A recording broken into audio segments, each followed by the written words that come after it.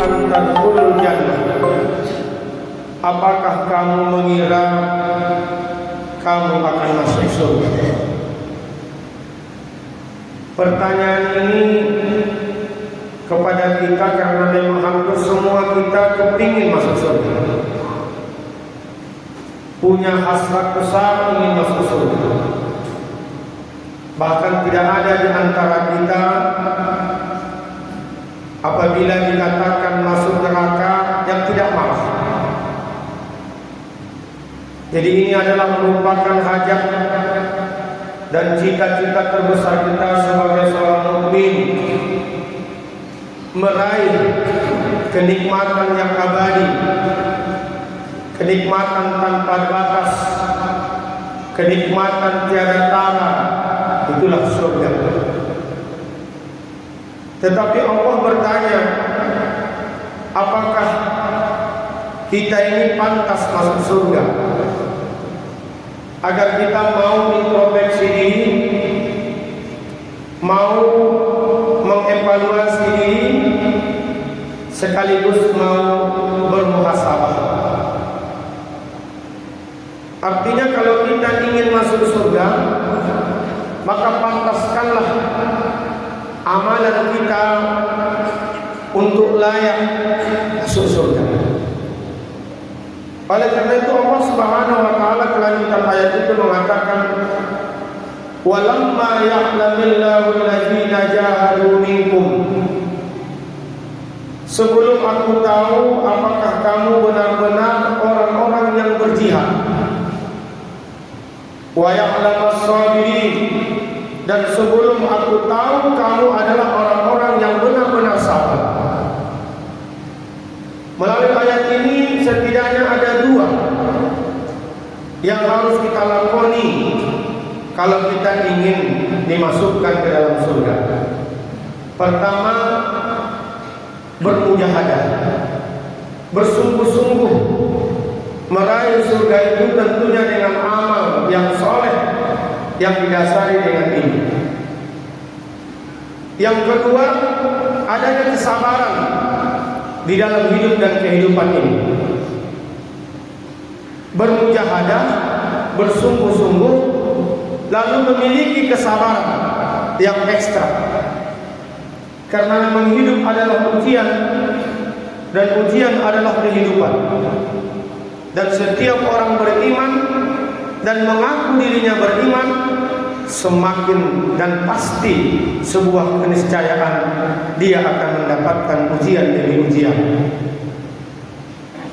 Am hasibtum ahasiban nas ayyusraku ayyaqulu amanna wa hum la yuftanun, dalam surah Al-Ankabut ayat 2. Apakah manusia mudah saja mengatakan dirinya beriman kepada Allah sebelum mereka diuji? Maka salah satu sumber kekuatan bagi orang-orang yang beriman di dalam kesungguhannya meraih ridha Allah agar masuk surga adalah menjadikan kesabaran menjadi sebuah penolong, menjadi sebuah tameng, menjadi sebuah pelindung, dan menjadi sebuah backing di dalam hidup dan kehidupan yang penuh dengan ujian ini. Oleh karena itu, ma'asyiral muslimin, sidang jemaah Jumat yang dirahmati oleh Allah Subhanahu wa taala, di dalam surah Al-Baqarah ayat 45 Allah mengatakan, a'udzu billahi minasyaitonir rajim, wasta'inu bis-sabri was-shalah. Jadikanlah sabar dan salat sebagai penolong. Wa innaha lakabiratun illa 'alal khashi'in. Demikian itu kata Allah sangatlah berat kecuali orang-orang yang khusyuk.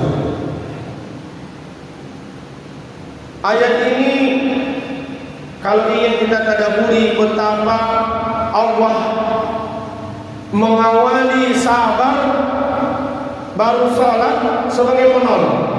Wasta'inu bis-sabri was-shalah. Jadikan sabar dan salat sebagai penolong. Jadi sabar adalah penolong yang pertama. Karena orang yang sudah melakukan sabarlah mau sholat. Sementara orang-orang yang lalai, ringan meninggalkan sholat, bahkan sama sekali tidak mau sholat, itu karena memang tidak ada kekuatan sabar sebagai penolongnya di dalam hidup dan kehidupan. Jadi orang yang sabar pasti mau sholat. Oleh karena itu Allah katakan wasta'inu bis-sabri was-shalah. Jadikan sabar sebagai penolong. Jadikan salat sebagai penolong. Wa innaha lakabiratun illa 'alal khashiyin. Sungguh dua perkara itu sangatlah berat dilaksanakan. Makanya dalam surah yang sama, surah Ali Imran pada ayat 153, Allah perintahkan orang-orang beriman, ya ayyuhallazina amanu ista'inu bis-sabri was-shalah. Innallaha ma'as sabirin. Wahai orang-orang beriman, jadikanlah sabar dan salat sebagai penolongmu. Innallaha ma'as sabirin, dan Allah bersama dengan orang-orang sabar. Jadi kalau kita ingin bersama dengan Allah, tunjukkan kesungguhan kita dalam meraih ridha Allah. Yang kedua, sabarlah di dalam hidup dan kehidupan ini. Ma'asyiral muslimin sidang jamaah Jumat yang dirahmati oleh Allah. Kita sekarang sudah berada di pertengahan bulan Dzulqa'dah. Itu artinya lebih kurang 1 bulan lagi kita memasuki bulan Dzulhijjah, di mana dalam bulan itu ada hari raya Idul Adha. Hari raya Idul Adha adalah merupakan hari raya terbesar di antara hari raya ada dalam Islam. Itulah kenapa kita pun bertakbir pada hari-hari tasyrik, tidak hanya 1 hari atau 1 malam. Itulah hari raya terbesar di antara hari-hari raya Islam. Sementara di dalam perayaan Idul Adha tersebut kita mengenang sebuah sejarah, ikon, sosok teladan orang-orang sabar. Itulah Nabi Ibrahim alaihissalam dan anaknya Ismail alaihissalam. Bayangkan di dalam surah As-Saffat ayat 100, Allah abadikan di dalam Al-Quran sejarah Ibrahim alaihissalam yang kepingin dan meminta anak yang soleh dengan doa yang semua kita hafal. Rabbi habli minas solihin. Ya Allah, anugerahkan aku seorang anak-anak yang soleh. Dalam beberapa kitab tafsir diterangkan doa ini dimunajatkan oleh Nabi Ibrahim alaihissalam bukan 1 hari 2 hari, bukan 1 minggu 2 minggu, 1 bulan 2 bulan. Ada ulama yang mengatakan 80 tahun Nabi Ibrahim alaihissalam berdoa, Rabbi habli minas solihin. Bahkan ada ulama sejarah mengatakan 100 tahun Nabi Ibrahim alaihissalam berdoa minta anak yang soleh.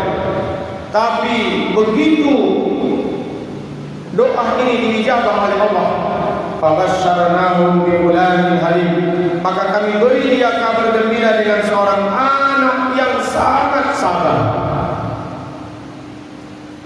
Dan bukti kesabarannya ketika Allah katakan falamma balagha ma'usahya, ketika tatkala itu anak itu sampai umur baligh, umur di mana dia sudah mulai berusaha, sudah lepas dari susuan, sudah bisa makan sendiri, sudah bisa minum sendiri, maka Ibrahim itu berkata, qala ya bunayya, wahai anakku, inni ara fil manam anni atbauka fanzur madza tara. Maka Ibrahim berkata, wahai anakku, sesungguhnya aku melihat dalam mimpi bahwa aku akan menyembelihmu sebagai kurban. Maka pikirkanlah pendapatmu, wahai anakku. Maka apa jawab anak yang soleh yang sabar ini? Qala ya abati, wahai ayahku, af'al ma tu'maru, segera lakukan perintah Allah. minas sabirin. Maka apa kata anak yang sabar ini? Wahai ayahku, wahai bapakku, kerjakanlah apa yang diperintahkan kepadamu. Insya Allah kamu akan mendapatkan aku termasuk orang-orang yang sabar. Jadi materi khutbah kita hari ini tentang kesabaran. Inilah merupakan satu amalan yang diberikan oleh Allah tanpa batas. Amalan-amalan di dalam Islam yang kesabarannya tingkat tinggi, maka fadilahnya luar biasa. Khatib memberikan contoh seperti pada bulan Syawal, di mana pada bulan Syawal orang tidak musim berpuasa, malah berpesta pora, makan ceria dan gembira. Tapi ada amalan hanya 6 hari kita laksanakan ibadah puasa di bulan Syawal, dan sepakat para ulama dibolehkan tidak berturut-turut. Tetapi kata Rasulullah, siapa yang berpuasa di 6 hari di bulan Syawal, maka samalah dia seperti berpuasa 1 tahun. 6 hari disetarakan oleh Allah pahalanya seperti pahala 1 tahun. Kenapa? Karena orang berpuasa di bulan Syawal adalah puasa yang ekstra kesabaran. Karena orang tidak tahu kita puasa, dan memang tak semua orang hari itu berpuasa. Tapi kita bisa melakoninya. Maka setiap amalan yang nilai tingkat kesabarannya tinggi, fadilahnya luar biasa. Seperti sholat qiyamul lail di sepertiga malam. Orang terbangun, orang tertidur, kita terbangun. Orang bermimpi indah, kita menangis karena Allah Subhanahu wa taala. Maka Allah memberikan ganjaran yang luar biasa kepada amalan-amalan yang tingkat kesabarannya sangat tinggi. Dan satu amalan yang paling tanpa batas adalah amalan sabar. Qul ya ibadilladzina amanu taqu rabbakum. Katakan hai hamba-hambaku yang beriman, bertakwalah kepada Tuhanmu. Ahsanu bi hadhihi dunya hasanah. Orang-orang yang berbuat baik di dunia ini akan memperoleh kebaikan. Innama yuwaffas sabiruna ajrahum bighairi hisab. Dan bumi Allah itu sangatlah luas. Tetapi kata Allah, apa kata Allah? Innama yuwaffas sabirun. Hanya saja orang-orang yang sabar sajalah ajrahum bighairi hisab. Hanya orang-orang sabarlah yang diberikan pahala tanpa batas. Mudah-mudahan jemaah yang berbahagia, kita yang berada di masjid ini termasuk sang khatib adalah golongan orang-orang yang sabar, tercatat sebagai golongan orang-orang yang mendapatkan pahala tanpa batas. Sabar di dalam meninggalkan maksiat, sabar di dalam taat, dan sabar dalam menerima ujian, baik kesenangan maupun ujian yang tidak mengenakkan hati kita.